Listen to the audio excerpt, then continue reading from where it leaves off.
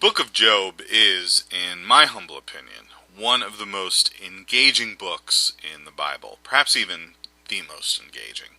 I felt this way about Job for a long time. In fact, when I decided to make this video, I went looking for my copy of Rabbi Harold S. Kushner's best-selling book, When Bad Things Happen to Good People, which is basically a study of the book of Job. When I located it in a somewhat dusty corner of the bookshelf, I opened it to check the publication date. Hey, 1981. I was getting ready to graduate from high school and was considering entering religious life to study for the priesthood.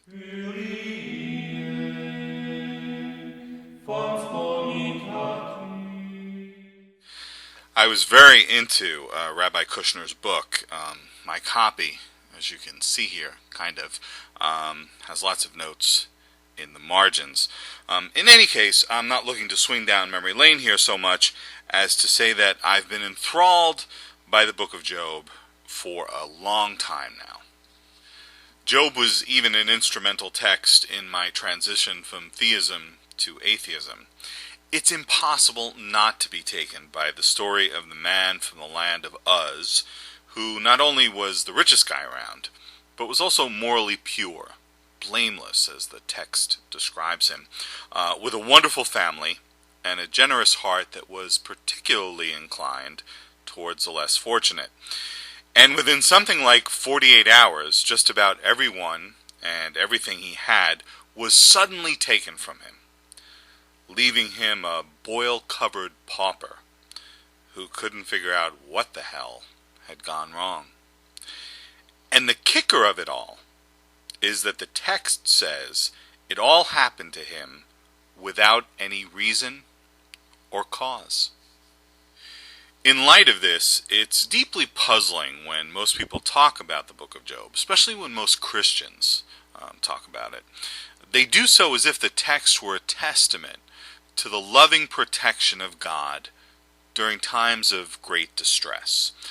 It was precisely this deeply misguided take on the book of Job that I saw articulated in two recent videos here on YouTube, which prompted me to do this response. I've put links to the two videos to the right of the screen here. One is by a YouTuber called YokeUp. The other is by a YouTuber called Whistlinphil. In the description box for YokeUp's video on Job, the following appears. Quote, "The book of Job in the Bible tells of God's amazing love through amazingly difficult circumstances." Wrong. Doesn't do that at all. Rather, the book tells the story of a morally pure devotee of God's, a devotee about whom God boasts, and shortly thereafter gratuitously hands over to a powerful adversary. Now, just think about that for a second.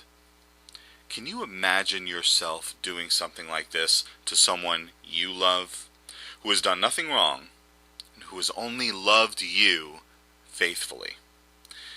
You mothers who are watching this, would you hand your child over to a wolf?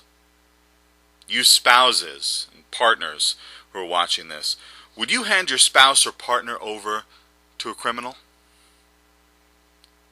Would any of you make your beloved stuff and loved ones available to a miscreant? God did, according to the book of Job. Amazing love? In the words of Charles Wesley, how can it be?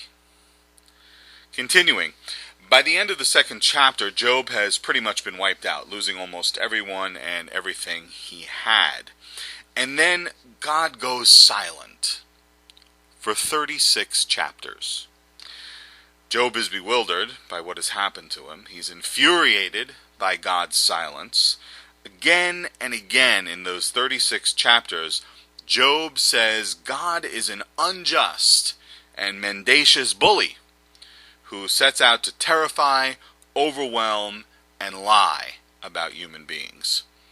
When God finally reappears in the 38th chapter, he shows up in a whirlwind and, amazingly, he's furious with Job. God answers none of Job's questions, but rather thunders away about how he is almighty and Job is not.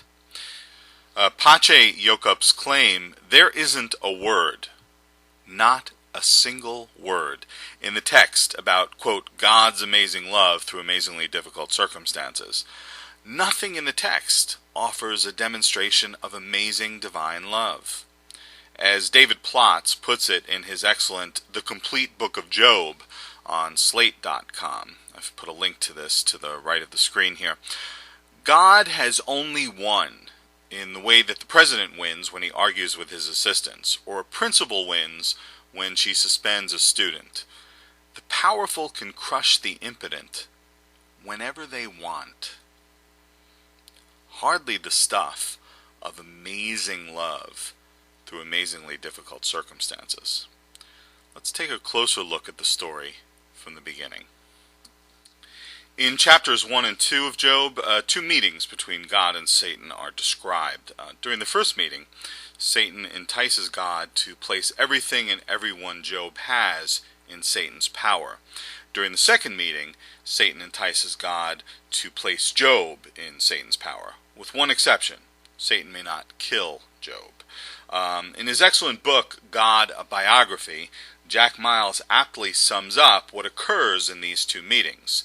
The Lord is susceptible to the suggestions of a celestial being, Satan, hostile to a human being.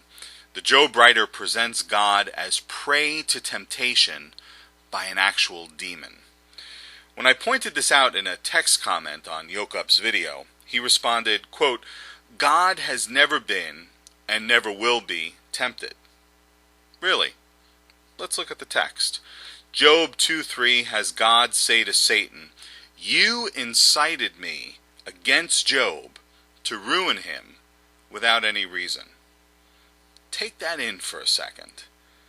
Does it remind you of anything?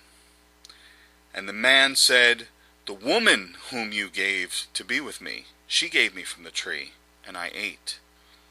And the woman said, The serpent deceived me, and I ate. The Hebrew word translated incited is suth. I believe I'm pronouncing that correctly. It means to incite, to allure, to entice. Here are a couple of other examples of its use in the Hebrew Scriptures. Deuteronomy 13:6-8. If your brother, your mother's son, or your son or daughter, or the wife you cherish, or your friend who is your own soul, entice you secretly, saying, Let us go to serve other gods, you shall not yield to him or listen to him.